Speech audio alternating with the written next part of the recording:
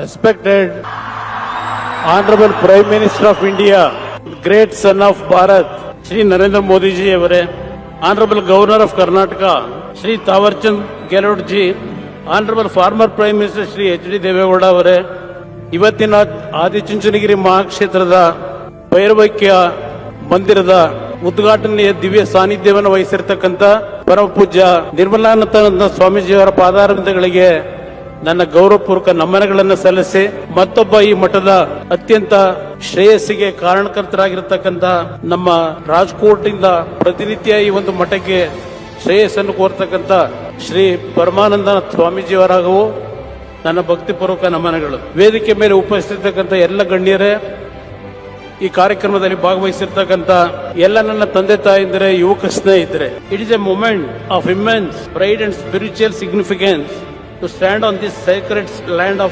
Adichunchanagiri Mutt, a place that has long been a beacon of faith, service and social upliftment. Today's occasion, marking the inauguration of the sacred memorial of the Reverend Yugayogi Parama Pujya Jagadguru Padma Bhushana Shri Dr. Balagangadharanatha Mahaswamiji Avaru is not merely a ceremonial event but a tribute to a life dedicated to humanity. The Adichunchanagiri Mutt has played a transformative role in education, healthcare and social service, earning the love and respect of millions. On this auspicious occasion, I humbly express my heartfelt gratitude to the Honorable Prime Minister for the immense trust reposed in me by entrusting me with the responsibility to serve as the Union Minister under his leadership. I remain deeply committed to upholding this trust and striving tirelessly to bring a good name through dedicated service to the nation and to the Prime Minister. ಕರ್ನಾಟಕದ ಆಧ್ಯಾತ್ಮ ಮತ್ತು ತ್ರಿವಿಧ ದಾಸೋಹದ ಇತಿಹಾಸದಲ್ಲಿ ಪರಮಪೂಜ್ಯ ಬಾಲಗಂಗಾಧರನಾಥ ಸ್ವಾಮೀಜಿ ಅವರ ಅಜರಾಮರ ಧ್ರುವತಾರೆಯಾಗಿ ನಿರ್ವಹಿಸಿರ್ತಕ್ಕಂಥ ಅವರ ಕೆಲಸಕ್ಕೆ ನನ್ನ ಭಕ್ತಿಪೂರ್ವಕವಾಗಿ ಅನ್ನ, ಅಕ್ಷರ, ಆಶ್ರಯ ನೀಡುವ ಮೂಲಕ ಅಸಂಖ್ಯಾತ ಬಡ ಮಕ್ಕಳ ಪಾಲಿಗೆ ಜ್ಞಾನದ ಬೆಳಕಾಗಿ, ಅಸಂಖ್ಯಾತ ಬಡ ಕುಟುಂಬಗಳ ಪ್ರತ್ಯಕ್ಷ ದೈವವಾಗಿ ಮಹಾಸ್ವಾಮೀಜಿ ಅವರು ನಮ್ಮ ಹೃದಯಗಳಲ್ಲಿ ಶಾಶ್ವತವಾಗಿ ನೆಲೆಸಿದ್ದಾರೆ.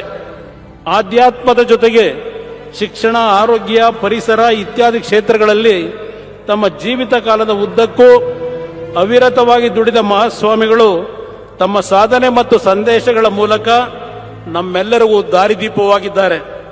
ಸಣ್ಣ ಮಠವಾಗಿದ್ದ ಶ್ರೀ ಆದಿಚುಂಚನಗಿರಿ ಕ್ಷೇತ್ರವನ್ನು ಜಾಗತಿಕ ಶ್ರದ್ಧಾ ಕೇಂದ್ರವನ್ನಾಗಿ ಬೆಳೆಸಿ ಮಹಾವೃಕ್ಷವನ್ನಾಗಿ ರೂಪಿಸಿದ 71ನೇ ಪೀಠಾಧ್ಯಕ್ಷರಾದ ಶ್ರೀ ಬಾಲಗಂಗಾಧರ ಸ್ವಾಮೀಜಿ ಅವರು ಅವರ ಭೈರವೈಕ್ಯ ಮಂದಿರವನ್ನು ಲೋಕಾರ್ಪಣೆ ಮಾಡುವ ಈ ಪರಮ ಪುಣ್ಯ ಕಾರ್ಯಕ್ರಮಕ್ಕೆ ಆಗಮಿಸಿರುವ ಗೌರವಾನ್ವಿತ ಪ್ರಧಾನಮಂತ್ರಿಗಳು ಹಾಗೂ ಜಗತ್ತಿನ ಶ್ರೇಷ್ಠ ನಾಯಕರಾದ ಶ್ರೀ ನರೇಂದ್ರ ಮೋದಿ ಅವರಿಗೆ ತುಂಬು ಹೃದಯದ ಧನ್ಯವಾದಗಳನ್ನು ಅರ್ಪಿಸುತ್ತೇನೆ.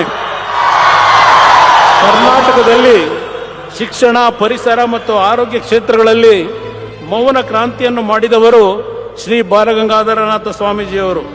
ಜೋಳಿಗೆ ಹಿಡಿದು ಹಳ್ಳಿ ಹಳ್ಳಿಯನ್ನು ಸುತ್ತಿದ್ದ ರೈತಾಪಿ ಮಕ್ಕಳ ಜ್ಞಾನಾರ್ಜನೆಗೆ ದೊಡ್ಡ ಕೊಡುಗೆಯನ್ನು ನೀಡಿದ್ದಾರೆ.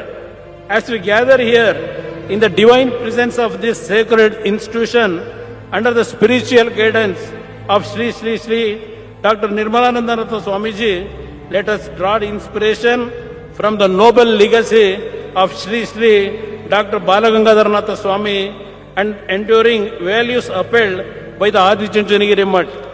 Honorable Prime Minister Shri Narendra Modi ji avare, your leadership is not merely admired but deeply felt in the hearts of millions across this nation. Your unwavering commitment, tireless dedication and visionary governance have earned you the profound love and trust of the people of India.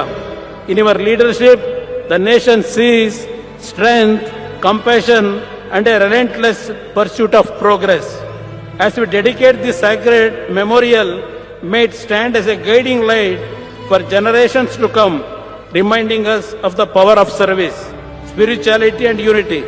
Let us all resolve to carry forward this legacy with sincerity and purpose in the true spirit of this holy land. Thank you. Jai Hind, Jai Karnataka.